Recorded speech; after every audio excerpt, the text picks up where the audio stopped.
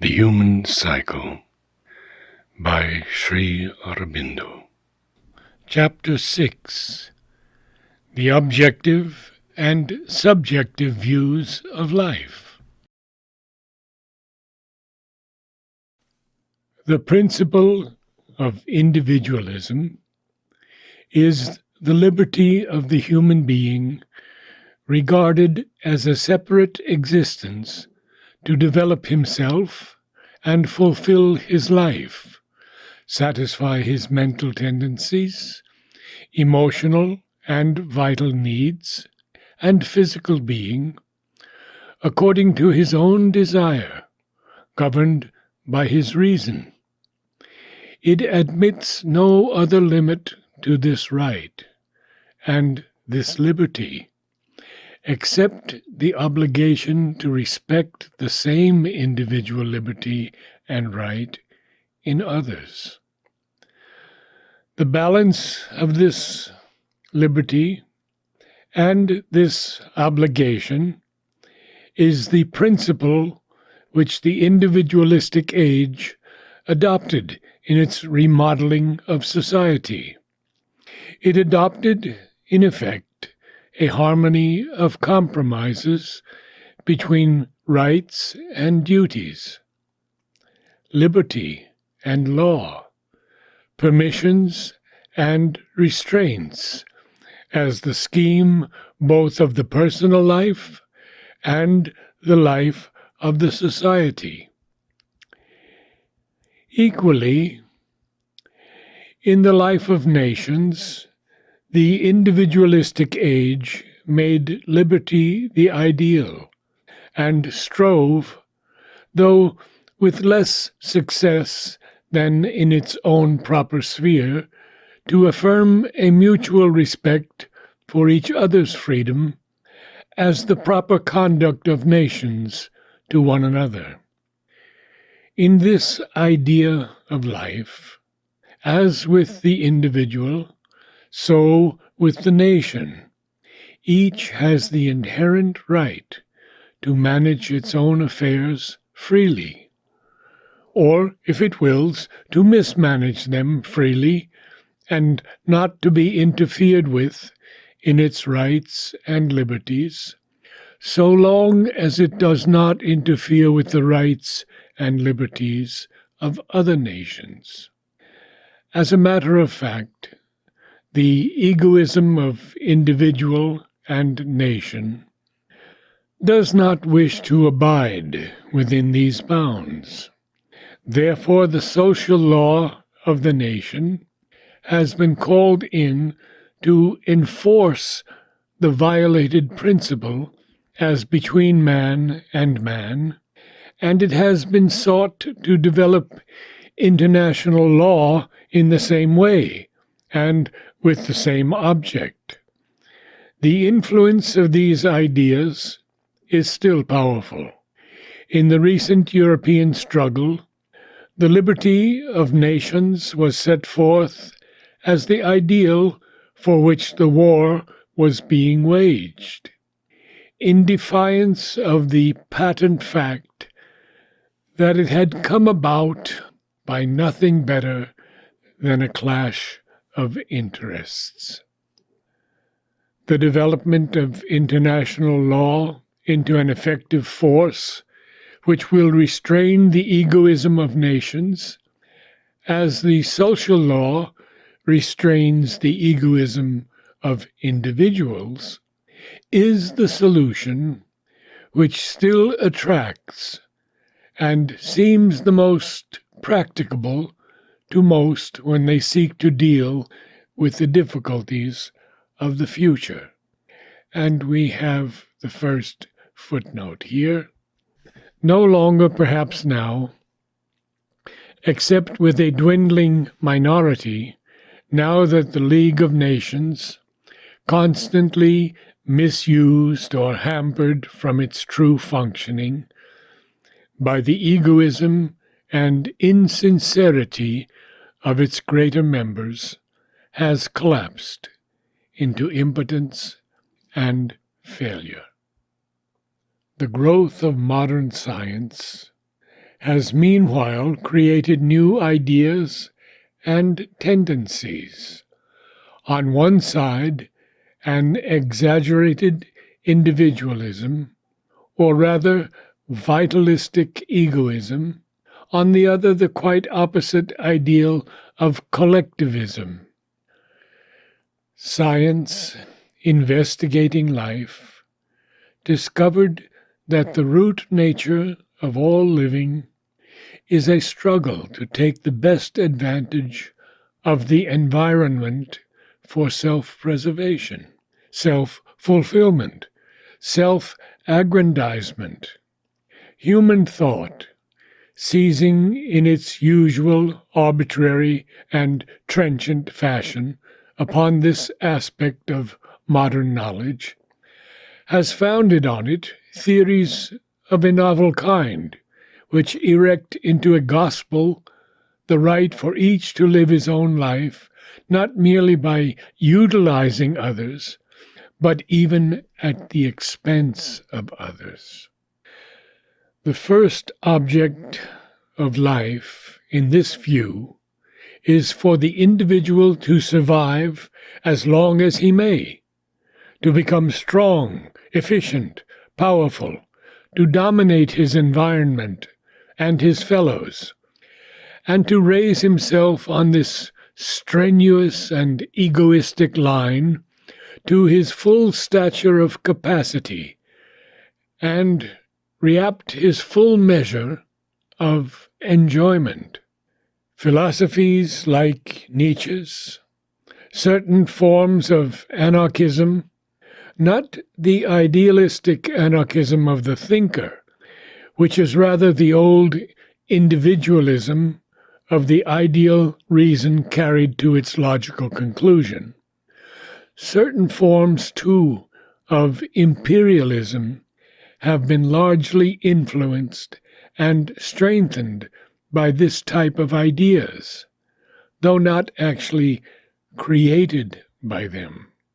On the other hand, science investigating life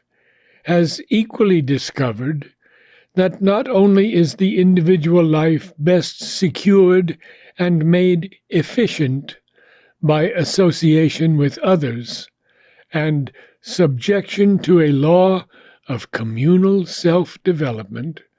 rather than by aggressive self-affirmation, but that actually what nature seeks to preserve is not the individual, but the type, and that in her scale of values, the pack, herd, hive, or swarm takes precedence over the individual animal or insect, and the human group over the individual human being. Therefore, in the true law and nature of things, the individual should live for all,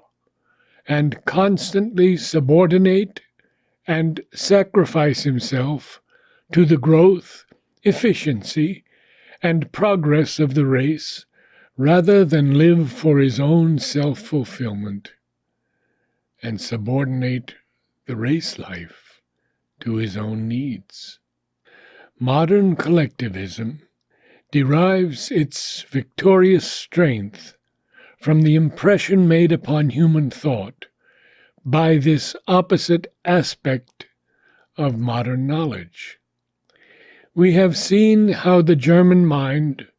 took up both these ideas and combined them on the basis of the present facts of human life. It affirmed the entire subordination of the individual to the community, nation or state. It affirmed, on the other hand, with equal force, the egoistic self-assertion of the individual nation as against others, or against any group or all the groups of nations which constitute the totality of the human race. But behind this conflict, between the idea of a nationalistic and imperialistic egoism, and the old individualistic doctrine of individual and national liberty and separateness, there is striving to arise a new idea of human universalism or collectivism for the race, which, if it succeeds in becoming a power, is likely to overcome the ideal of national separatism and liberty, as it has overcome within the society itself the ideal of individual freedom and separate self-fulfillment. This new idea demands of the nation that it shall subordinate, if not merge and sacrifice, its free separateness to the life of a larger collectivity, whether that of an imperialistic group or a continental or cultural unity, as in the idea of a united Europe, or the total unified life of the human race.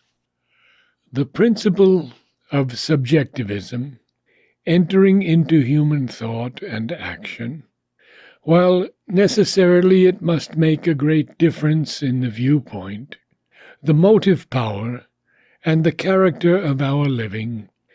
does not at first appear to make any difference in its factors. Subjectivism and objectivism start from the same data. The individual and the collectivity, the complex nature of each with its various powers of the mind, life, and body, and the search for the law of their self-fulfillment and harmony. But objectivism, proceeding by the analytical reason, takes an external and mechanical view of the whole problem. It looks at the world as a thing, an object, a process to be studied by an observing reason, which places itself abstractly outside the elements and the sum of what it has to consider, and observes it thus from outside, as one would an intricate mechanism. The laws of this process are considered as so many mechanical rules or settled forces acting upon the individual or the group, which, when they have been observed and distinguished by the reason, have by one's will or by some will to be organized and applied fully much as science applies the laws it discovers. These laws or rules have to be imposed on the individual by his own abstract reason and will, isolated as a ruling authority from his other parts, or by the reason and will of other individuals or of the group, and they have to be imposed on the group itself, either by its own collective reason and will, embodied in some machinery of control, which the mind considers as something apart from the life of the group, or by the reason and will of some other group external to it, or of which it is in some way a part. So the state is viewed in modern political thought as an entity in itself, as if it were something apart from the community and its individuals, something which has the right to impose itself on them and control them in the fulfillment of some idea of right, good, or interest which is inflicted on them